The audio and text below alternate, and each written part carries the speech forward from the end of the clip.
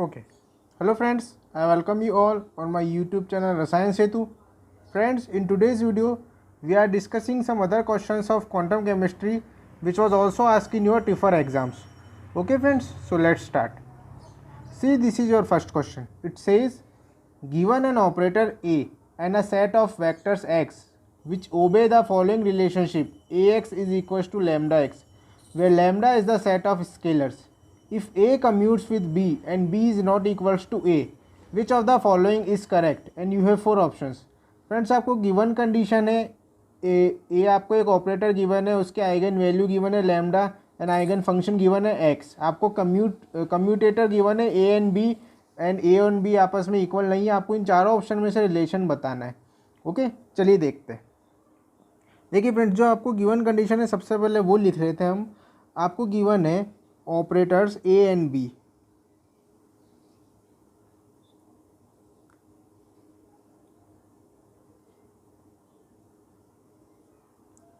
A and B क्या है, आपस में कम्यूटेटर्स है, but A and B equal नहीं है. ठीक है फ्रेंड्स, अब देखिए आपको पता है when A and B are commutes with each other, it means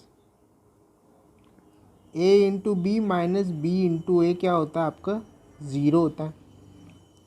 so यहाँ से ए बी बराबर क्या हो जाता है आपका बी ए. ये आपको रिलेशन मिलता है कम्यूटेटर्स में. तो अब देखिए इतना आपको पता लग गया. अब यहाँ पे देखिए आपको जो लैम्डा है वो क्या गिवन है, एक आइगन वैल्यू गिवन है. ठीक है, लैम्डा आपकी आइगन वैल्यू है एंड एक्स आपका क्या है, आइगन फंक्शन है.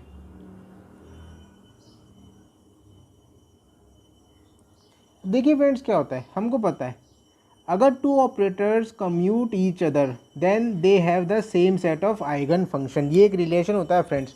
अगर आपको पता हो, नहीं पता है तो फिर से सुन लीजिए. If two operators commute then they can have the same set of eigen functions. If two operators commute then they have same set of eigen function.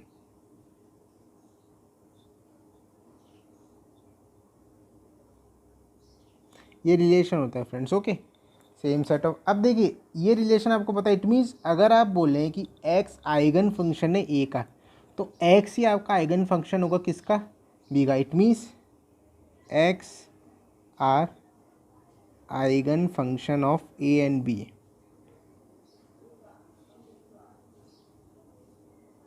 ये आपको पता लग गया. तो देखिए जो आपका यहाँ से जो आंसर निकल के आता है, that is your option number B, X are eigen vector of B. ये क्या होगा इसका correct answer. So option B is your correct answer for this question, that is X are eigen vector of B.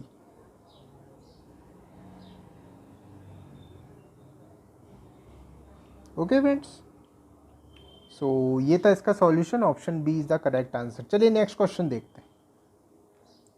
C, this is your next question. It says consider an electron with energy E and mass m tunneling through a barrier of height V is greater than E and width W.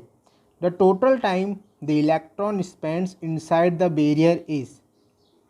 Friends आपको यहाँ पर एक electron given है with energy E and mass m. ये tunnel कर रहा है एक बैरियर के थ्रू. इस बैरियर की हाइट E से ज़्यादा है एंड विड्थ W है. आपको ये फाइंड करना है कि ये जब इस बैरियर को क्रॉस करता है इलेक्ट्रॉन, तो ये कितना टाइम इस बैरियर में स्पेंड करता है. या हम अगर इसको बोले तो आपको फाइंड करना है टनलिंग टाइम. ओके, चलिए देखते हैं. देखिए फ्रेंड्स, टनलिंग टाइम क्या होता है friends, total time any particle or electron, in this condition electron, total time electron spends inside the barrier is known as tunneling time. inside the barrier known as tunnelling time. हमको क्या find करना है friends, ये tunnelling time ही find करना है। अब देखिए, इस टनलिंग टाइम को फाइंड करने के लिए हम क्या यूज़ करते हैं, energy time uncertainty principle. We use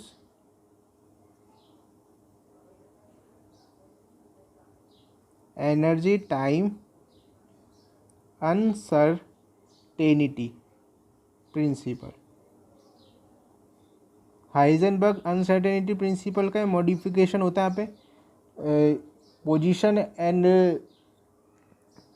जो आपका वेलोसिटी एंड पोजीशन होती है उसकी अनसर्टेनिटी होती है आपकी एक position and momentum, Heisenberg uncertainty principal में। यहाँ पर हम उसी का क्या मॉडिफिकेशन लेते हैं, एनर्जी एंड टाइम। ओके, इसमें क्या है, अनसर्टेनिटी प्रिंसिपल। अब देखिए फ्रेंड्स, यहाँ पे क्या होता है, जो एनर्जी मेजरमेंट होता है वो दोनों साइड्स पर होता है। अगर आप यहाँ पर जो टनल बनाते हैं, आप जो बैरियर होता है आपके दोनों साइड्स पर क्या होता है, एनर्जी मेजरमेंट होता है। सो इस वजह से क्या होता है, जो अनसर्टेनिटी टाइम होती है उसको हम क्या किसकी तरह यूज़ करते हैं, टनलिंग टाइम की तरह यूज़ कर सकते हैं। तो जो आपकी अनसर्टेनिटी ऑफ एनर्जी अगर आपको पता हो तो आप अनसर्टेनिटी ऑफ टाइम फाइंड कर सकते हैं। यानी अनसर्टेनिटी ऑफ टाइम ही क्या होती है, अप्रॉक्सीमेटली इक्वल होती है आपके transit time of electrons through the barrier के या टनलिंग टाइम के। तो इसको मैं आपको और लिख के बता देता हूँ दैट द एनर्जी, आप साथ साथ लिखते जाइएगा फ्रेंड्स अगर आप इसको देख रहे हैं। The energy measurement is done on the either side of the barrier.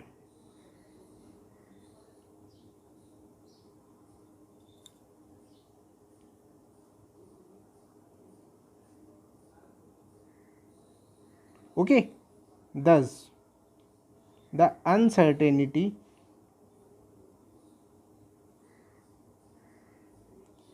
of time is approximately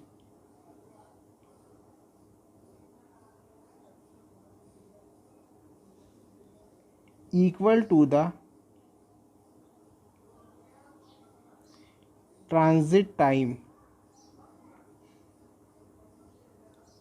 of electrons through the barrier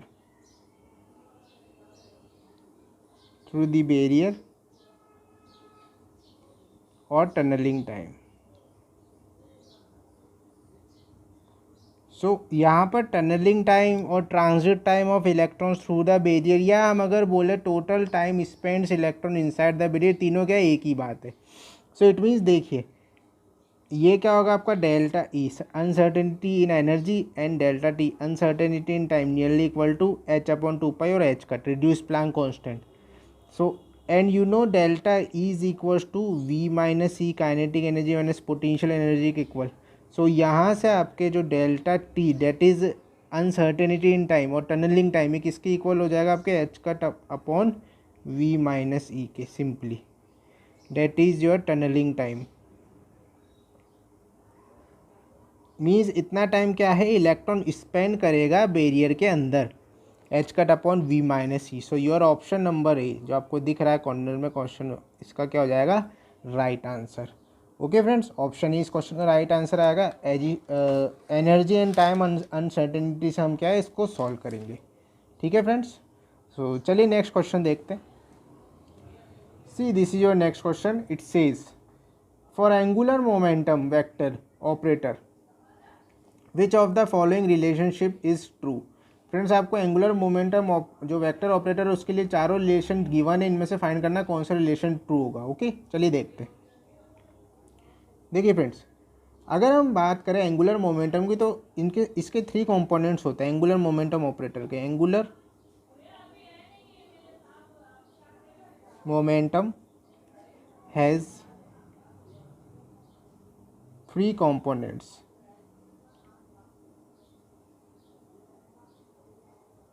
that is Lx plus LY plus LZ, ये इसके 3 कंपोनेंट्स होते हैं। अब देखिए हम क्या देखते हैं फ्रेंड्स, इस L का इनके साथ कम्यूटेशन रिजल्ट होता है। So commutation results of angular momentum क्या क्या होते हैं देखिए।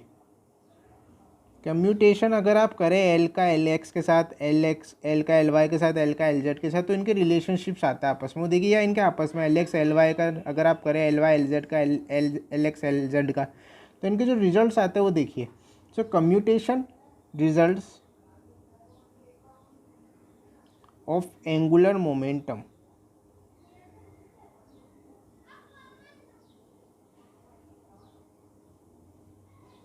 आर, देखिए अगर आप कोई भी 2 कंपोनेंट्स को कम्यूट करते हैं, जैसे सपोज हम ले LX LY, तो इनका रिजल्ट आता है आपका -H/2πi LZ, ये इसका रिजल्ट आएगा, जिसको आप लिख सकते हैं। अभी आयोटा अगर आप ऊपर ले तो minus iota, minus minus plus हो जाता है, H/2π को हम क्या लिख सकते हैं, H कट, तो यहाँ से ही हो जाएगा आपका आयोटा H कट LZ, है ना फ्रेंड्स। आयोटा ऊपर जाइए, minus iota, minus minus plus H/2π H cut, so H cut iota LZ, ठीक है फ्रेंड्स। तो इट मीन्स यहाँ से जनरलाइज हम क्या लिख सकते हैं कि 2 अगर आप एंगुलर मोमेंटम के कंपोनेंट्स का कम्यूटेशन करते हैं तो उसका जो रिजल्ट आता है वो आता है iota H cut into angular momentum, ये जनरलाइज है। एंड देखिए ये ऐसा आपके क्या गिवन है, ऑप्शन बी गिवन है, क्वेश्चन आपको दिख रहा है कॉर्नर में, ठीक है फ्रेंड्स। सो ऑप्शन बी आपका इस क्वेश्चन का क्या है, राइट आंसर है। ओके फ्रेंड्स, चलिए नेक्स्ट क्वेश्चन देखते हैं। See question says for a one dimensional quantum mechanical harmonic oscillator the value of average linear momentum and average displacement is, and you have 4 option friends आपको one dimensional quantum mechanical harmonic oscillator given है, इसकी values आपको find करनी है। Okay चलिए देखते हैं। देखिए फ्रेंड्स सिंपली आपको डायरेक्ट याद होना चाहिए, for one dimensional SHO, for one dimensional SHO, you know the value of average linear momentum and average displacement are 0. Average value of linear momentum 0 and average value of displacement both are 0. Okay friends, तो इसका आ जाएगा आपका option number B. Direct relation होते हैं friends, average value of momentum and average value of displacement, दोनों की क्या आएगी वैल्यू 0 आती है 1D SHO के लिए। ओके सो इसका होगा ऑप्शन नंबर बी आंसर। चलिए नेक्स्ट क्वेश्चन देखते हैं। See question says consider a polar diatomic molecule with bond along the X axis whose internuclear potential near the equilibrium geometry is well described by a harmonic oscillator. Suppose a weak electric field E is turned on such that the system is perturbed by an amount of H is equals to minus K into X, where K is proportionality constant. Using first order perturbation theory, the shift in the ground state energy level is equals to, friends आपको क्या है, ये question में एक polar diatomic molecule given है, उसका perturbation given है, perturbation given है, आपसे क्या पूछा है, पर्टर्बेशन देने के बाद first order perturbation, first order correction ground state energy से, ठीक है। कैसे पता लग रहा है, क्योंकि हमको फर्स्ट ऑर्डर पर्टर्बेशन गिवन है, इट मीन्स आपको first order energy correction find करना है पर्टर्बेशन से। तो चलिए देखते हैं, 4 ऑप्शन है आपके पास। देखिए हम देखें, अगर आपके पास पर्टर्बेशन गिवन है ये माइनस K इंटू ई क्या आपकी इलेक्ट्रिक फील्ड आपने अप्लाई करी इंटू एक्स, आपको क्या फाइंड करना है friends, shift the ground state energy level, means आपको फाइंड करना है फर्स्ट ऑर्डर एनर्जी करेक्शन। अब देखिए फ्रेंड्स बहुत ही सिंपल है, आपको पता है जब भी आप 1D SHO की बात करते हैं, इन SHO यहाँ पर देखिए SHO की कंडीशन है harmonic oscillator, simple harmonic oscillator, x की पावर ऑड होने पर जो आपका फर्स्ट ऑर्डर एनर्जी करेक्शन होता है उसकी वैल्यू क्या होती है, 0 होती है। ये हम पहले भी काफ़ी क्वेश्चंस में देख चुके हैं, सिंपली आपको पता है। व्हेन एक्स की पावर और the first order energy correction is equals to 0। अब देखिए यहाँ पर क्या है, एक्स की पावर 1, सो हियर एक्स की पावर 1, इट मीन्स एक्स की पावर ऑड ही है, एक्स की power 1 means, so it means यहाँ पर जो है आपका first order correction to ground state energy, first order correction to ground state energy will equal to 0, will be equal to 0 simply।